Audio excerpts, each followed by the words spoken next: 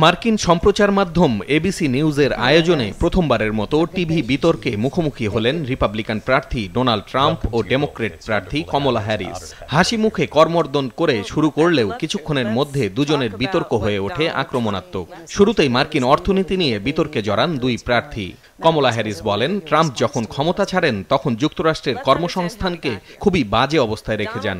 বিপরীতে ট্রাম্প বলেন, অর্থনীতিকে চাঙ্গা করতে অন্য দেশের ওপর শুল্ক বসানোর পরিকল্পনা রয়েছে তার। Donald Trump left us the worst unemployment since the Great Depression.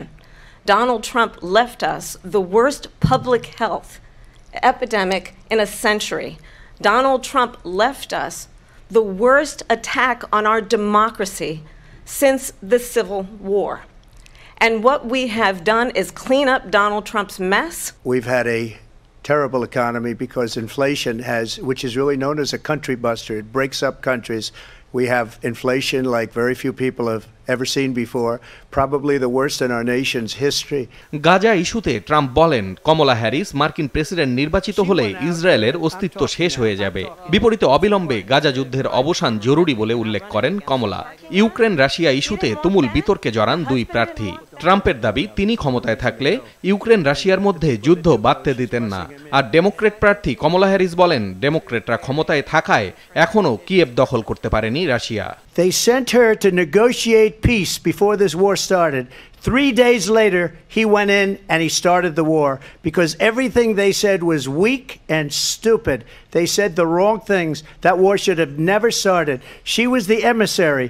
They sent her in to negotiate with Zelensky and Putin, and she did. And the war started 3 days later. I said it at the beginning of this debate, you're going to hear a bunch of lies coming from this fellow. And that is another one. When I went to meet with President Zelensky, I've now met with him over 5 times. The reality is it has been about standing as America always should, as a leader upholding international rules and norms. অভিবাসন ও গর্ভপাত ইস্যুতেও বিতর্ক হয় দুই প্রার্থীর মধ্যে। Trump বলেন, ক্ষমতায় আসলে নারীদের গর্ভপাতের বিষয়টি নিষ্পত্তি করার অধিকার অঙ্গরাজ্য পর্যায়ে ফিরিয়ে আনতে কাজ করবে রিপাবলিকানরা। কমলা বলেন, ট্রাম্প সুপ্রিম কোর্টে যে 3 বিচারপতিকে নিয়োগ দিয়েছিলেন তারা নারীদের গর্ভপাতের অধিকার কেড়ে নিয়েছিল।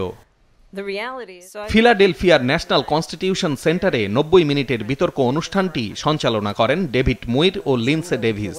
এবিসি নিউজ ছাড়াও বিবিসি, সিএনএন, চ্যানেল 4 সহ বিভিন্ন সম্প্রচার মাধ্যম বিতর্কটি সরাসরি সম্প্রচার করে।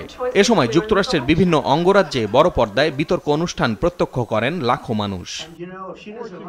যুক্তরাষ্ট্রের পরবর্তী প্রেসিডেন্ট কে হবেন সেটি নির্ধারিত হবে আগামী 5ই নভেম্বরের নির্বাচনে।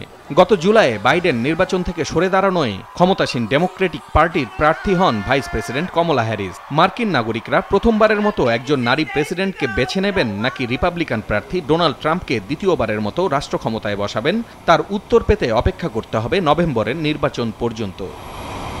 পলাশ রঞ্জন রায়, মাছরাঙা নিউজ ডেস্ক।